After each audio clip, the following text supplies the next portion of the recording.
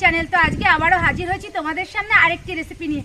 তো আমার হাতে জিনিস দেখে বুঝতেই পেরেছো কি এটা বানাবো খুব দারুণভাবে আর খুব সহজেই আইসক্রিম। তো বন্ধুরা এইরকম 1 টাকা দামের লজেন্স দিয়ে বানাবো এই আইসক্রিমটা, খেতে কিন্তু দারুণ। তো আমার মা তোমাদের যেভাবে করে দেখাবে তোমরা কিন্তু ঠিক সেভাবেই করবে, না টেনে পুরোটুকু দেখবে, ঠিক আছে? আর ভালো লাগলে আমার ভিডিওটাকে একটা লাইক করো, আমার চ্যানেলটাকে সাবস্ক্রাইব করো, আর বন্ধুরা পাশের বেলটা কিন্তু অবশ্যই অন করে দিও, আর কমেন্টে জানিও আমাদের রেসিপিটা তোমাদের কেমন লাগলো, ঠিক আছে? তাহলে চলো আমার মা কিভাবে এই রেসিপিটা করে তোমাদের সাথে শেয়ার করি, চলো।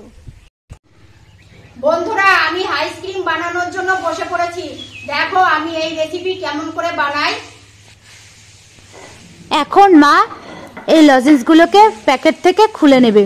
তো একে একে প্রত্যেকটা লজেন্সকে এইভাবেই মা প্যাকেট থেকে খুলে নেবে।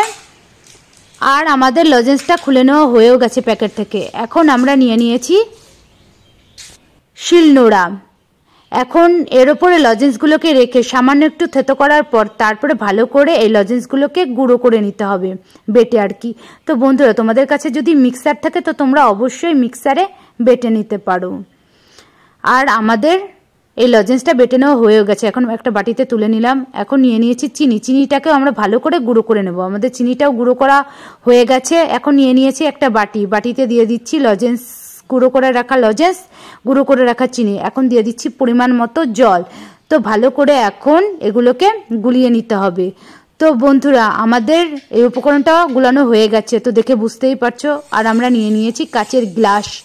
এখন প্রত্যেকটা গ্লাসেই আমরা এই উপকরণগুলোকে ঢেলে সেট করে নেব।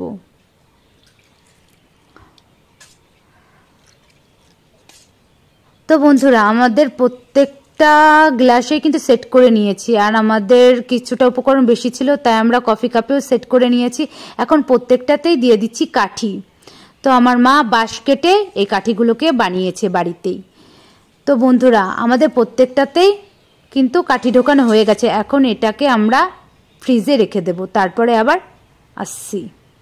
বন্ধুরা সারা রাত রাখার পরে আবার ফিরে আসলাম।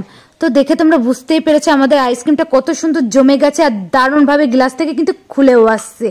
তো বন্ধুরা একবার হলেও কিন্তু এই আইসক্রিমটা ট্রাই করো। আমার মা তোমাদের যেভাবে দেখালে তোমরা কিন্তু ঠিক সেভাবেই করবে, তাহলে তোমাদেরটা একদম পারফেক্ট হবে। বন্ধুরা তাহলে আজকের মতো টাটা।